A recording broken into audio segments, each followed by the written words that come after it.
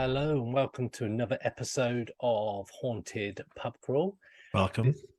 This time we are visiting Glasgow. Moving our way down the country. Yeah, although we've done a lot. This is the 8th episode, and we're still in Scotland, and we've got the whole of the rest of the UK to go. So this could be a long one. It could be. It could be. And we were speaking the other day to someone and talking about the fact that there's so many different pubs, and every pub seems to have a massive history and such like. So yeah, got loads to talk about. So I will start with the Saracens Head, which is in Gallowgate in Glasgow. Cool. So the Saracens Head, a popular haunt of many in Glasgow's East End, is famed for its history, some of which appears to disregard the gap between past and present, which is weird. Built in 1775. So another couple of 100-year-old, 250-year-old place. It's now actually across the street from its original location, so it's not where it originally was. The pub boasts an array of curiosities, including a poem handwritten by Robert Burns. So that's pretty cool. Yeah. And the skull of Maggie Wall, who in 1657 became the last woman accused of witchcraft to be burnt at the stake in Scotland. Ah, nice. So some rich trauma history as well. So awesome. The pub was owned by the same family for over 100 years, and there are rumours that the previous landlord still patrols the bar from beyond the grave, as you would expect. So the current owner, Anne McGuigan, shared some of the ghostly happenings that have become a regular occurrence. Had a boy in from the Herald, the newspaper, and we were on the communication board, so which is the Ouija board or spirit board. Yeah. Unfortunately, his mum hadn't long died. The glass kept going over to him, and the boy on the board said, "Whatever it is, it wants to speak to you." Apparently, it was his granddad. It asked how his mum was, and he said, "My mum Mary," and the glass went ballistic and spelled out Anne. He went chalk white and said, "My mum's name wasn't Mary, it was Anne." So he was trying to fool everybody by saying Mary, and in actual fact, it was Anne, and the board knew that. That's cool. Which is crazy, because when you talk about Ouija boards, there's this thing that it's like a subconscious thing that you're subconsciously moving the glass itself. Yeah. But I think if you and multiple people are on there and you're purposely trying to deceive the board, other people wouldn't know necessarily that his mum's name was Anne rather than Mary, and then the glass is going all mad. It makes you wonder. It makes you wonder. So Anne McGuigan, you said that she used to get the feeling someone was in the pub. We had a light above the puggy. I'm not entirely sure what a puggy is, a Scottish term. And I was waiting on the electricians coming out to fix it one night. The gents' toilet is right beside the puggy. Again, I don't know, that's some part of the pub, I'm assuming. And felt someone walk past me, but no one was there. Then the light came on above me, and it hadn't worked for 20 years. Wow. She said to herself, right, that's time I was going home. 20 years, that's mad. Yeah.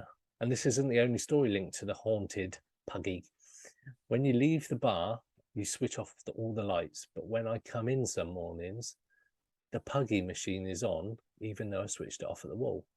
Now, is that the jukebox, do you reckon, the puggy?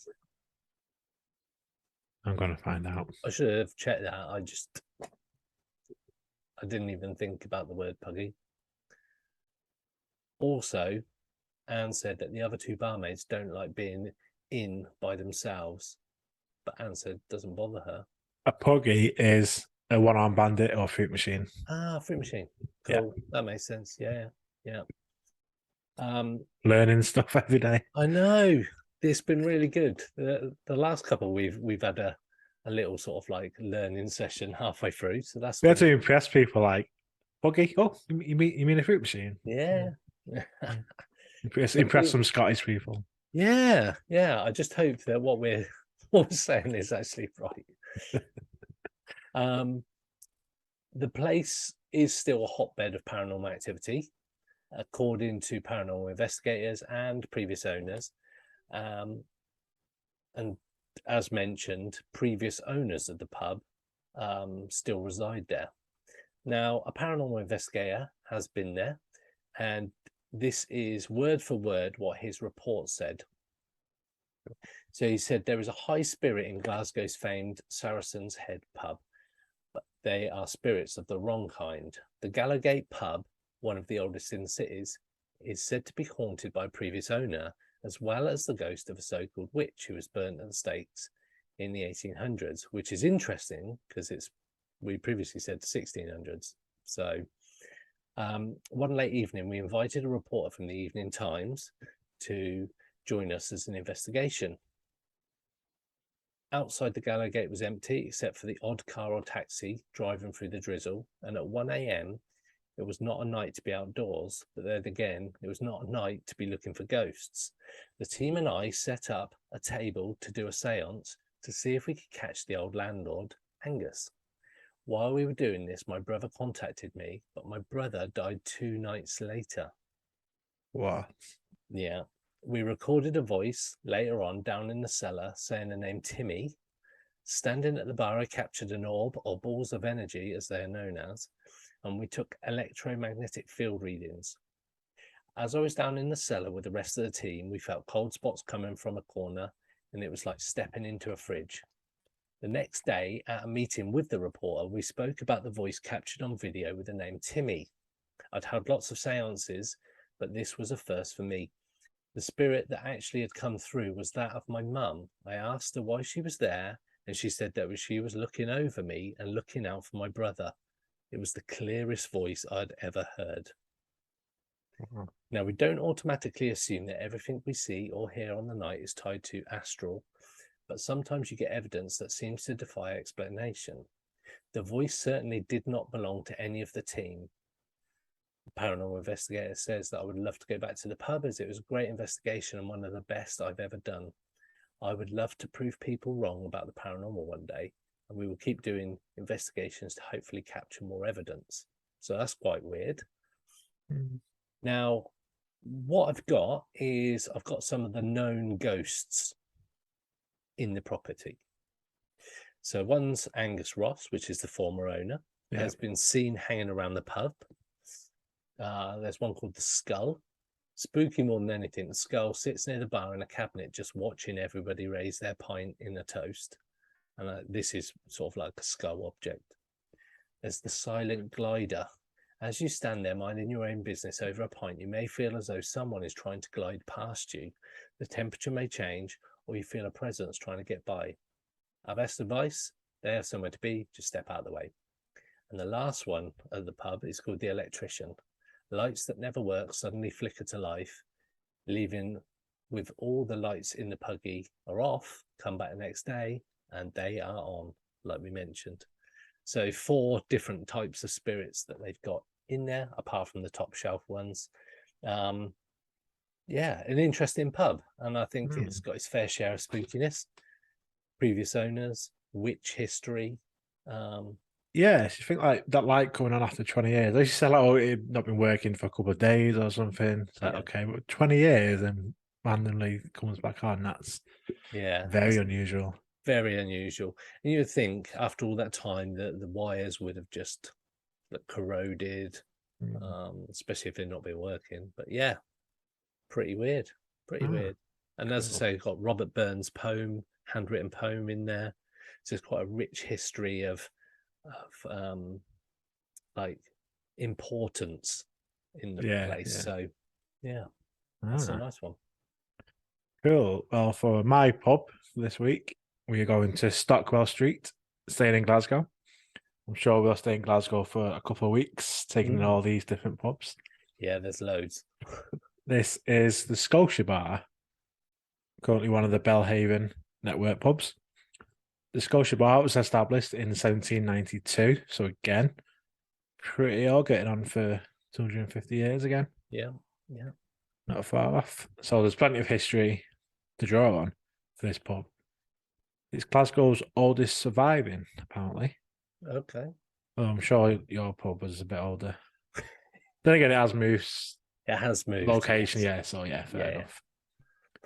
So there's quite a few stories like your pub, including a recent spirit finds investigation when contact was made with a long dead prostitute named Annie. Ooh. So this is the pub. Oh yeah, wait now. I didn't. There's a picture of mine. There you go. Sorry, I didn't put that up there. There you go. I quite like the fascia of this one. Yeah, yeah. Oh, we gone. Yeah. I'm back. Yeah, so apparently this investigation team were able to make contact with a prostitute named Annie, who was able to move a glass with invisible fingers and make a phone ring. Doesn't say whether they answered it or not, though. Wonder who would have been on the other end of the phone. Ghostbusters. The pub's manager also reports ghostly sightings of a young child who plays in a doorway, a lady in a white wimple. I'm not sure what a wimple is. There was another Scottish word I'm going to learn. Yeah. Scottish slang here, I think, some more. It's a cloth headdress covering the head, neck, and the sides of the face, formerly worn by women and still worn by some nuns. Yeah, I know what it means. Yeah, so a lady in a white wimple who prefers to sit in the snug, who's pretty shy. Imagine, it's quite a specific piece of clothes. And imagine seeing a woman sat there with a wimple on. Yeah. That'd be unusual straight away. And if you thought it might have been like a real person, whatever, just seeing them wearing one of them would be pretty weird. Definitely. Quite creepy as well. There's another woman, a different one, in a green velvet dress who likes to show off her fashionable style.